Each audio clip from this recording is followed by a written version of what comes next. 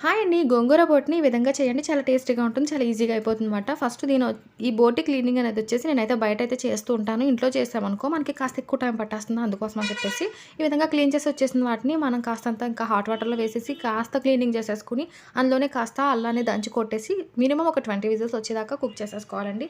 Cook చేసేసుకున్న తర్వాత మనం ఈ కుకింగ్ అవుతున్న టైంలోనే గోంగూరని కూడా ఒలిచేసుకొని ఒక బాండీ పెట్టేసుకొని అందులో డ్రైగా ఉన్న దాంట్లో ఈ గోంగూరను వేసి కాస్తంత ఉప్పు కూడా యాడ్ చేసేసి దాన్ని చల్లార్చుకోవడానికి పక్కన పెట్టుకోండి.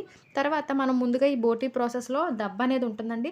ఆ దబ్బను కూడా డ్రైగా వేపేసి పక్కన పెట్టుకుంటే, అదే బాండీలో మనం ఆయిల్ వేసేసుకొని ఉల్లిపాయ, పచ్చిమిర్చి, టమోటా యాడ్ చేసేసుకోవాలి. అవి బాగా వేగిన తర్వాత అందులో కాస్తంత అల్లం వెల్లుల్లి పేస్ట్ వేసేసుకొని, ఆ తర్వాత మనం కుక్ చేసుకున్నటువంటి ఈ పీసెస్ అన్నిటిని అందులో వేసేసి కారం, గరం మసాలా యాడ్ చేసుకొని, కాస్తంత వాటర్ అనేది యాడ్ చేసేసుకొని, మినిమమ్ ఒక 2 విజిల్స్ వచ్చేదాకా దీన్ని కుక్ చేసేసుకోవాలి. తర్వాత మనం పేస్ట్ చేసుకున్నటువంటి గోంగూర అందులో వేసేసుకొని, బాగా కలిపేసుకొని, దాన్ని దగ్గరికి అయ్యేలా కుక్ చేసేసుకోవడం. అంతే, గోంగూర పొడి రెడీ. Do subscribe.